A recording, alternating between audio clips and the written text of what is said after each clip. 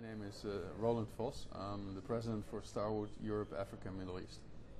Thanks for joining us here at AKIT. Thank You're a season regular here. What brings you here today? Well, the opportunity that we have in this part of the world is still very important for us. Even though you might have heard different stories around the conference here today, if we see the growth potential for all of our brands in the Middle East and in this part of the world specifically, there is still tremendous growth opportunities, and that's why we're here today. And what's your feeling of from being out on the floor, listening to the conferences, listening to the delegates, of the mood in the market at the moment? I think that you have to describe mood within the right perspective. If we look at our competitive positioning of our hotels within the market, and we're looking at the performances of the hotels over the last 3 months, we're still running for all our 15 hotels here in the UAE above 80% of occupancy, which is incredible. In other parts of the world, that would certainly not be considered to be a crisis situation. So I think that even though year over year, obviously there's swings that are affecting all of us, for us it's a matter of competing within the existing markets in such a way that we grab a bigger share of that market, and that's where I think that you will separate the good brands from the less strong brands, and that's why we see that in overall terms these are exciting days, and as long as you have the right teams in place and the right brands on the right building, you should be doing okay. Do you think it's almost a good thing, that the downturn, that we've had growth for so long, that it's a chance to prune out the weaker brands, so the stronger brands come out when there is an upturn, leaner and stronger? I think that there's many opportunities that you could look at. It goes without saying that these type of situations are not the first time that we see these kind of things happening in our industry. We've been through this before. We know what the reaction has to be when you are fronted with these type of situations. We've seen it coming a little bit earlier than most of our competitors did, and that gave us a heads up both from a revenue point of view as well as from a cost contingency point of view. So I think that indeed it does create opportunities for the brands, and it will separate out those what I would call players in the market that thought that running a hotel is something that you do as a hobby, and separate them out in a sense that they will not be able to survive in the tougher conditions, where we actually like that because competition in that sense works in our favor. Now you're looking quite far ahead beyond the downturn into the upturn. You're rolling out brands. Yep. Tell us about what you got in the region here, because I know the W brand, you're opening up in a first hotel in Doha. Yeah. We're extremely excited. We've been working very long to introduce the W Hotel into this part of the world, and the first opened up in March of this year in Doha, W Doha. We're going to be there tomorrow visiting it together with the opening team, and the hotel, the feedback has been outstanding. It really very well perceived in the market. Food and beverage is doing very, very strong. It's a complete new offering to the market in Doha, and we're thrilled to see that happen. Now that is the number one in the region. There will be many more to come.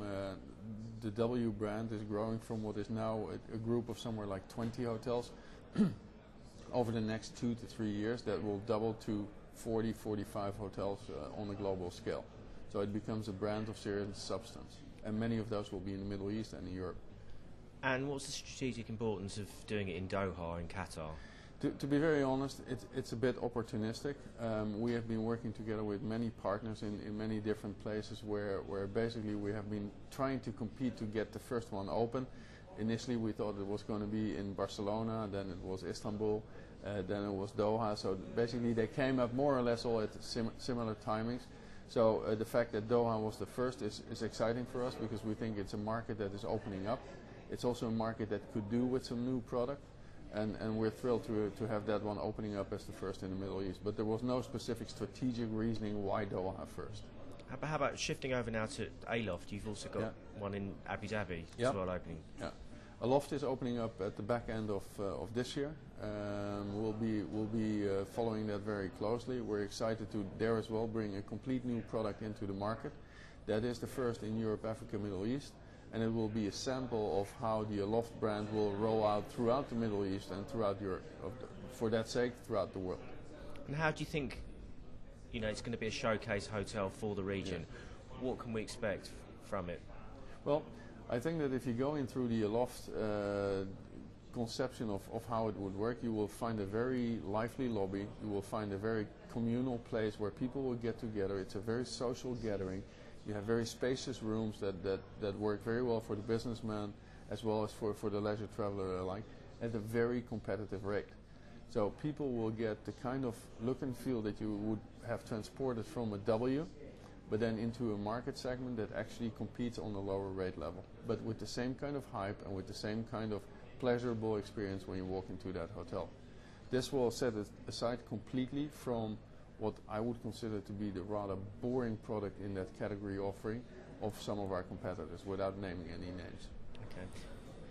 Looking to the future, long way ahead, how do you see hotels evolving in the long term? How do I see hotels evolving? And the hospitality industry? I think that hospitality industry in itself is an industry that over the long run can only go up. I think that it has the potential to become the #1 industry in the world, actually, with more people traveling, with more people having access to travel, with prices being more reasonable, with the communication tools being more open and therefore even easier to communicate with larger groups. People will have more time to travel and more money, and there's nothing new in that. Even with a blip now or with a dip, whatever you want to call it, over time the hotel industry, the travel industry as a whole is a good business to be in. So I see it very positive. How the hotels are going to look in 20 years from now is difficult to describe. I think a part component will be actually pretty similar to what we see today, because people will continue to like that type of hotels. But there will also be a number of very funky and very fancy new brand hotel concepts coming on, not necessarily all from Starwood, but a number of very interesting concepts that will make the existing hotel base look like completely different from what the new concepts are. And a loft would be one of those typical things, or our new brand Element, which is our green brand. These are different types of looking at hotel business and hotel industry that will make the next steps, and who knows what it's going to look like in 20 years. Okay, Roland, thanks very much for joining us, Breaking Travel News at AHIC. It's my pleasure. Thank you very much.